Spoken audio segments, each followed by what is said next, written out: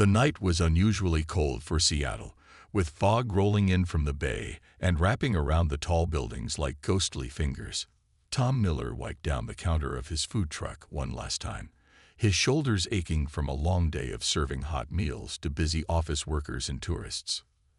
At 42, he wasn't getting any younger, but his Tom's Tasty Treats food truck had become a local favorite over the past 5 years. The smell of grilled sandwiches and his famous spicy fries still lingered in the air as he prepared to close for the night. Just as he was about to shut off the lights, he heard a strange noise from the alley behind his truck. It wasn't the usual sound of cats fighting or drunk people stumbling home. This sound was different, almost like a whisper, but with an odd musical quality to it. "Hello," Tom called out, grabbing his flashlight. "Someone there." The beam of light cut through the darkness, revealing something that made him drop the flashlight in shock. Huddled against the brick wall were two figures that definitely weren't human. Their skin seemed to shift colors like oil on water, moving between shades of blue and purple. Their eyes were large, almost taking up half their faces, and they glowed faintly in the dark like cat's eyes. Tom's first instinct was to run, but then he noticed how they were trembling. One of them had wrapped what looked like a torn piece of cloth around the other, and they were pressed together for warmth.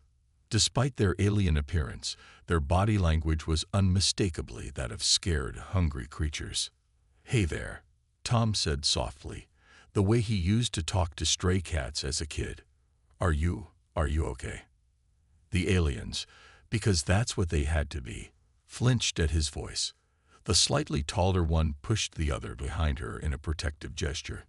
Their movements were weak and shaky, reminding Tom of the homeless people he sometimes gave leftover food to at the end of the day. Instead of calling the police or running away screaming, Tom did something that would change not just his life, but the course of human history. He walked back to his food truck, grabbed 2 of his best grilled cheese sandwiches, the ones with 3 kinds of cheese and his secret spice blend, and slowly approached the aliens again. "You look hungry," he said, holding out the food. "It's not much, but it's hot and fresh." The aliens looked at each other, then at the food. The taller one made a chirping sound that somehow conveyed both worry and hope. The smaller one reached out with a 6-fingered hand that trembled slightly. Tom noticed their fingers were longer and more delicate than human hands, with small iridescent scales that caught the light. He placed the sandwiches in their hands and stepped back, giving them space. The aliens sniffed the food carefully. The smaller one touched the sandwich with what looked like sensory organs on their wrist, and then took a tiny bite. Their large eyes widened, and a soft blue glow seemed to pulse under their skin. They devoured the sandwiches in seconds, and Tom noticed something strange. The food seemed to glow briefly as it was absorbed directly through the membranes in their mouths. The smaller alien made a sound that reminded Tom of wind chimes, while the taller one reached out toward him with an empty hand. "Wait here," Tom said, already heading back to his truck. "I got more food." As he gathered more sandwiches and some bottles of water, Tom's mind was racing. He knew he should probably call someone. The police, the FBI, maybe NASA. But looking at those scared, hungry faces, all he could think about was how his mother had always taught him that kindness was a universal language. He didn't know it then, but this simple act of feeding 2 hungry strangers would soon ripple across the galaxy, changing everything humanity thought they knew about their place in the universe. After feeding the aliens that first night, Tom made a decision that would have seemed crazy to most people. He invited them to stay in the small apartment above his garage. The taller alien, who managed to communicate that her name was Mira, hesitated at first. The smaller one, Luna, was already swaying with exhaustion. "Look," Tom said, pointing to himself, and then to his car. "I can help. You need a safe place." The aliens communicated through a mixture of gestures, musical tones, and what seemed like telepathy between themselves. Finally, after a series of soft chirping sounds, they agreed to follow him. Tom's apartment wasn't much, just a bedroom, a small living room, and a kitchenette, but it was warm and private. The aliens' feet made soft pattering sounds on the wooden floor as they explored the space, touching everything with their sensitive wrist organs. "You can take the bed," Tom said, pulling out some clean blankets from his closet. "I'll sleep on the couch." As he set up the bed, he noticed something remarkable. When Luna touched a houseplant he kept by the window, the plant seemed to grow several inches instantly, its leaves becoming greener and healthier. Mira quickly pulled Luna's hand away, making an apologetic trilling sound. "That's different," Tom said, trying to keep his voice casual. "Can you communicate with plants?" Mira touched her throat, then made a series of gestures. Through a combination of hand movements and drawings on a notepad Tom provided, they managed to explain that their species could absorb and share energy with living things. The plant had responded to Luna's touch because she was still young, and sometimes couldn't control her abilities. Over the next few days, Tom learned more about his unusual guests. They didn't just eat food. They could absorb nutrients through their skin, which explained the strange glowing when they ate. Earth food was different from what they were used to, but their bodies could adapt to almost anything organic. One morning, Tom brought them breakfast from his food truck: eggs, toast, and his special hash browns. As they ate, he noticed their skin changing color to match the warm golden brown of the hash browns. "You like those, huh?" he asked, smiling as Luna made a happy humming sound that made all the water glasses in the room vibrate slightly. Mira drew more pictures, explaining that in their culture, sharing food was the highest form of trust and friendship. By feeding them that first night, Tom had unknowingly performed one of their most sacred social rituals. "Where I come from," Tom said, "we believe that food brings people together too. My mom always said a shared meal can turn strangers into family." At the word family, both alien skin rippled with patterns of deep blue, which Tom was starting to recognize as their version of emotional tears. Through more drawings and gestures, they explained that they hadn't eaten with family in what seemed to be months. Tom noticed they were getting stronger each day. Their movements became more graceful, and their skin colors grew brighter. Luna started making the plants in his apartment bloom out of season, and this time Mira didn't stop her. The small space was turning into a miniature jungle, with flowers blooming in impossible colors. One evening, as they sat sharing a meal of spaghetti, which fascinated them with its long, winding shapes, Mira managed to create a small ball of light between her hands. She shaped it into what looked like a star map, pointing to one bright spot, and then to herself and Luna. "That's your home?"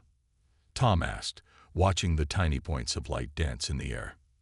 The aliens nodded, but their skin darkened to a deep purple, a color Tom hadn't seen before. Whatever had brought them to Earth, it was clear they couldn't go home yet. And somehow, Tom was okay with that. His food truck could support 3 people instead of 1, and having them around made his small apartment feel less lonely. What he didn't know was that his simple act of kindness was about to attract some very unwanted attention. As weeks passed, Tom's apartment became a fascinating blend of human and alien cultures. The walls now glowed with soft bioluminescent patterns that Mira and Luna had created, casting gentle waves of light that changed color with their moves. The plants continued to grow in impossible ways, with flowers that seemed to float in midair and leaves that sparkled like diamonds when sunlight hit them. Tom had learned to read their color changes like a language. Bright yellow meant happiness, deep blue showed sadness, purple indicated fear, and a shimmering rainbow effect meant they were excited. When they were truly content, their skin would pulse with a soft golden light that made the whole room feel warmer.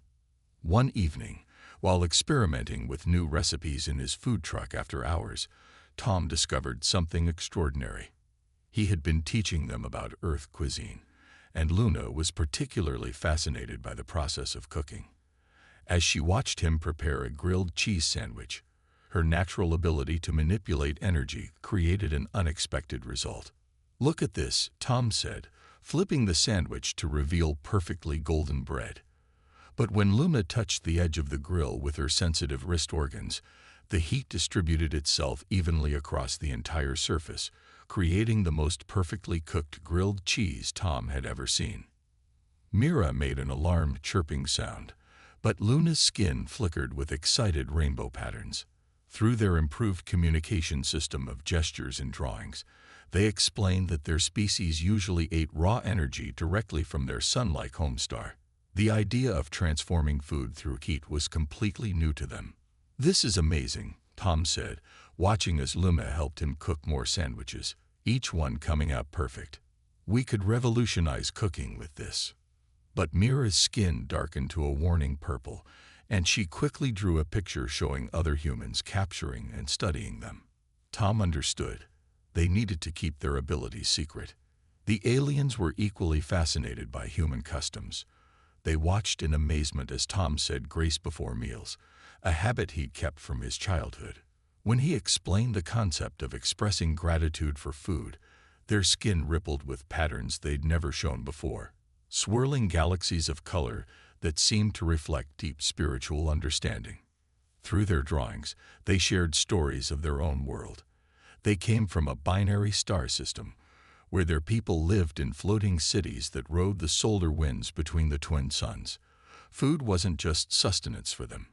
It was a direct connection to the cosmic forces that created life.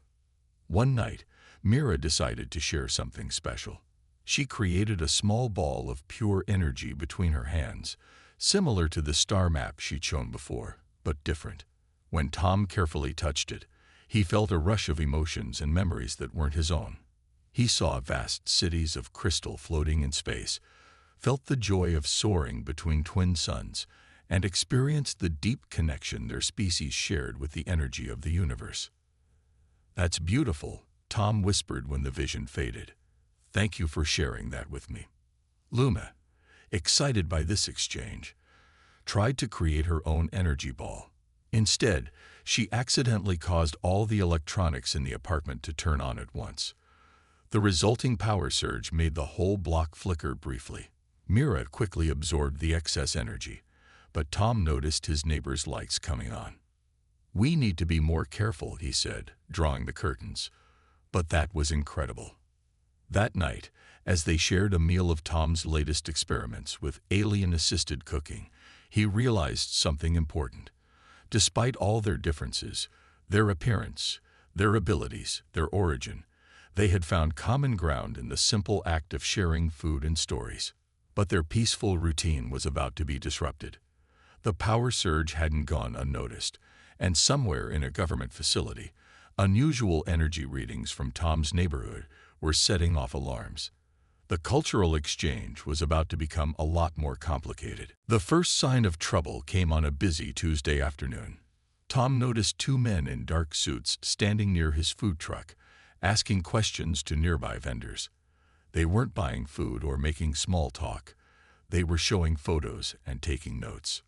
Inside his apartment, Mira and Luna's skin had turned a deep purple of fear.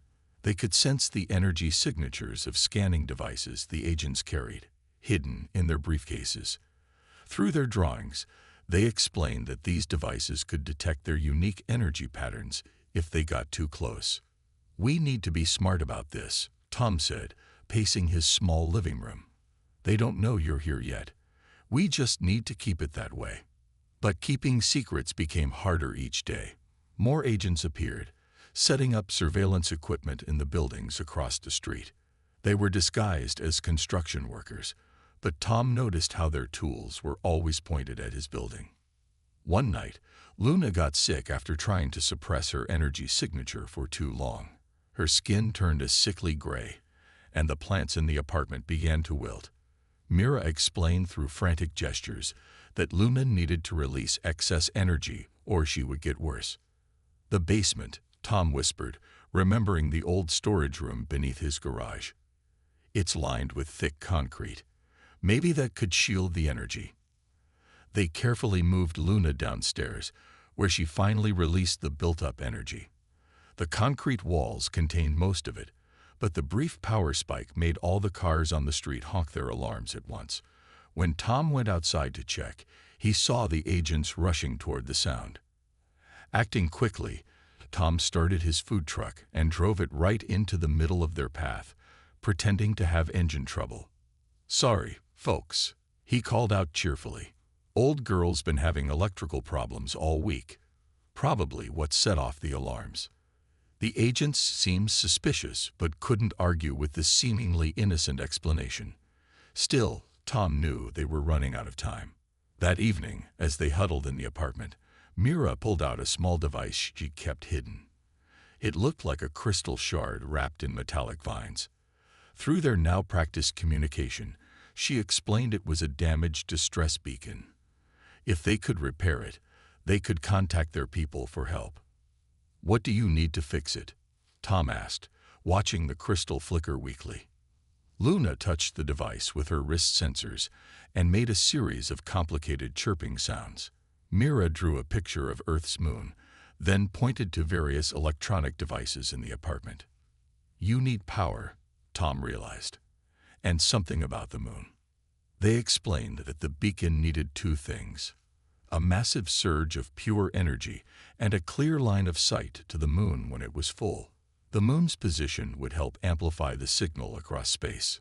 "The next full moon is in 3 days," Tom said, checking his phone. "But where can we get that much power without being noticed?" Just then, they heard footsteps on the stairs leading to Tom's apartment. Through the window, they saw more agents approaching with handheld scanners. Mira and Luna's skin turned almost black with fear. Tom quickly opened the trapdoor to his storage basement. "Down here, quick," he whispered. "I'll handle them." As his alien friends disappeared into the basement, Tom heard a firm knock at his door. He took a deep breath, put on his best confused expression, and opened it to find 3 serious-looking agents. "Mr. Miller," one said, holding up a badge. "We're with the Department of Energy. We'd like to ask you some questions about the unusual power fluctuations in this area." Behind them, Tom could see more agents setting up strange equipment in the street. They had 3 days to fix the beacon and get a signal out, but first they had to get through the next few minutes without being discovered. The game of cat and mouse was about to become much more dangerous. Tom managed to convince the agents that his old electrical wiring was causing the power problems, but he knew they weren't fully satisfied. After they left, he rushed down to the basement where Mira and Luna waited in the darkness, their skin barely glowing with anxiety. In the dim light, Mira finally decided to show Tom the full truth. She touched her wrist sensors to the damaged beacon, and suddenly the basement walls were covered in projected images, a complete story told in light and color. The images showed a magnificent crystal city floating between 2 suns. Mira and Luna weren't just random aliens. They were part of the ruling family, something like princesses in human terms. Their skin patterns weren't just any patterns. They were royal markings that they'd been hiding by suppressing their natural glow. "So that's why you've been limiting your powers," Tom whispered, watching the story unfold on the walls. "You're not just hiding from Earth. You're hiding from your own people." The next images showed darker scenes, a plot within their government, attempts to remove their family from power, and sabotage that led to their ship crashing on Earth. What looked like an accident was actually an assassination attempt. Luna added her own memories to the projection, showing how they chose Earth specifically. Their scientists had been studying human broadcasts and signals for years. Among all the species they'd discovered, humans showed a unique capacity for kindness to strangers. They had hoped to find help here, but they hadn't expected someone like Tom. "But why didn't you tell me this before?" Tom asked, watching the images fade. Mira's skin rippled with apologetic blues and greens. Through their usual communication method, they explained that revealing their royal status to anyone could be dangerous. Their enemies had agents everywhere, even on distant planets like Earth. The government agents outside weren't just looking for alien activity. Somehow, their enemies had traced them to this area and had infiltrated Earth's security agencies. Some of those agents were actually assassins in disguise. Just then, they heard heavy footsteps above. Someone was in Tom's apartment. Mira's skin flashed a warning pattern, and Luna's hands began to glow with defensive energy. "Wait," Tom whispered, grabbing an old mirror from a storage box. He positioned it to see up the basement stairs without being noticed. Through the reflection, he saw men in black suits, but these ones moved differently, more like hunters than investigators. Luna started to power up her defensive abilities, but Mira stopped her. Through quick gestures, they explained that using their powers would broadcast their location to everyone looking for them. They were trapped. "I have an idea," Tom said, remembering something from his food truck. "But you'll have to trust me completely." He explained his plan through whispers and gestures. It was risky, but they had no choice. The fake agents upstairs were getting closer to the basement door. Mira and Luna looked at each other, their skin showing patterns Tom had never seen before, a mix of fear, hope, and determination. They were tired of running, tired of hiding their true selves. Through their gestures, they told Tom something that made his heart skip. By sharing food and shelter with them, he had unknowingly become part of their royal household under their laws. "Then we'll face this as a family," Tom said firmly, surprised by how right it felt to say those words. As the footsteps approached the basement door, Tom, Mira, and Luna prepared to put their desperate plan into action. The truth about their royal status had finally emerged, but an even bigger revelation was coming. One that would show there would be assassins exactly why their scientists had warned them never to underestimate humans, especially humans who had been accepted into an alien royal family. The basement door began to open, and Tom smiled. Sometimes the best defense wasn't power or technology. It was something much simpler, something humans had perfected over thousands of years. The art of turning the tables on overconfident enemies. Tom's plan worked better than anyone expected. Using his food truck's generator and a clever mix of kitchen equipment, they managed to create enough electrical interference to mask Mira and Luna's energy signatures. The fake agents searched the basement but found nothing except what appeared to be a malfunctioning freezer unit sending out random power surges. But now, 3 days later, they faced an even bigger challenge. The full moon was rising, and they had one chance to get the distress beacon working. "The power station," Tom said, pointing to the map on his phone. "It's 2 miles outside the city. If we can get there during the maintenance window tonight, Luna's energy combined with the station's power might be enough to boost the signal." Mira's skin flickered with concern as she drew rapidly on their shared notepad. The message was clear. Using that much power would alert everyone to their presence. Not just the fake agents, but their entire home civilization would know exactly where they were. Luna added her own drawings, showing ships arriving, possibly starting a diplomatic incident that could expose Earth to interstellar politics before humanity was ready. Her skin pulsed with troubled green patterns. "But you can't keep hiding forever," Tom said softly. "And those assassins aren't going to stop looking." Just then, the beacon in Mira's hand started humming. Its crystal structure began glowing with an internal light, and suddenly a holographic message appeared in the air. It showed a massive fleet of ships already on their way. Someone had detected their presence despite all precautions. The message was clear. The royal fleet would arrive in less than 6 hours. Mira and Luna had a choice to make. They could return home with the fleet, reclaim their positions, and deal with the political conspiracy that had tried to kill them. Or they could try to hide somewhere else, keeping Earth out of an interstellar incident. But there was a third problem.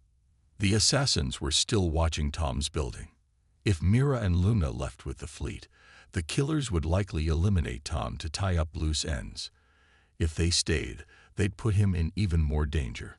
"I know what you're thinking," Tom said, watching their skin colors shift through worry patterns. "But don't make your choice based on me. I knew what I was getting into when I first offered you those sandwiches." Luna started crying in their alien way, her tears floating up like tiny drops of starlight. She had grown especially close to Tom, learning to cook with him and helping in the food truck when she could maintain her human disguise. Mira drew one last picture. 3 figures together, surrounded by stars, with a question mark. They could try to take Tom with them, but it would mean him leaving everything he knew behind. "No," Tom said firmly. "Your people need you.